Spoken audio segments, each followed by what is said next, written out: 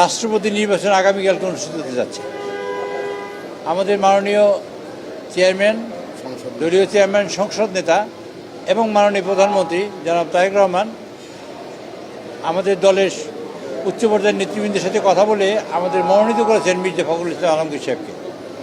আমরা আজকের সংসদীয় দলের সভায় মাননীয় সকল সংসদ সদস্যদের কাছ থেকে আমরা তার পক্ষে ভোট চেয়েছি এবং বলেছি যে আগামীকালকে সবাই আমরা 1:30টার মধ্যেখানে উপস্থিত হব। ইনশাআল্লাহ 2টা থেকে ভোট শুরু হবে, 5টার মধ্যে ভোট গণনা হবে।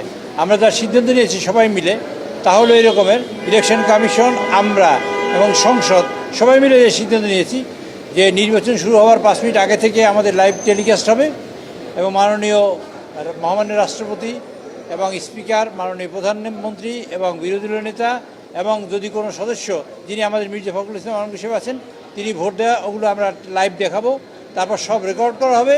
আবার নির্বাচন শেষ হবার 5 মিনিট আগে আমরা সেই লাইভ শুরু করব।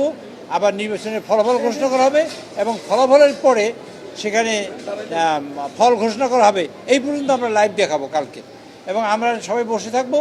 তারা ওখানে ভোটার ফর্ম দেবে, আমরা স্বাক্ষর ওখানে জমা দেবো এবং আপনারা দেখবেন সেখানে ইনশাল্লাহ আগামীকালকে একটা ইতিহাসের মহেন্দ্র ক্ষণ তৈরি হবে, ইতিহাসের একটা নতুন যাত্রা শুরু হবে, গণতন্ত্রের নতুন যাত্রা শুরু হবে আগামীকালকে আবার নতুন করে আবার রাষ্ট্রপতি নির্বাচনের মধ্য দিয়ে।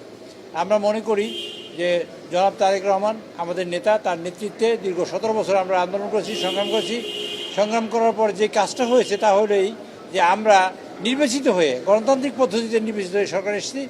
আমরা গণতন্ত্রকে প্রতিষ্ঠিত করতে চাই, প্রাতিষ্ঠানিক রূপ দিতে চাই, সরকার এবং বিরোধী দল ইনক্লুসিভ হয়ে দেশকে গণতন্ত্র প্রতিষ্ঠা করতে চাই এবং দেশের অগ্রগতিকে অব্যাহত রাখতে চাই।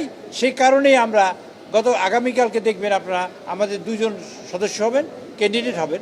একজন হলো ডক্টর আলী আহমেদ, আরেকজন হলো আমাদের মির্জা ফখরুল ইসলাম আলমগীর সাহেব। আমরা ভোট হবে, এদেশের মানুষ ভোট কেমনে দেয়, কেমন করে দেয় সেটা আবার প্রত্যক্ষ করবে এবং মানুষের মনোজগৎ তৈরি হবে নতুন করে ভোটের প্রতি।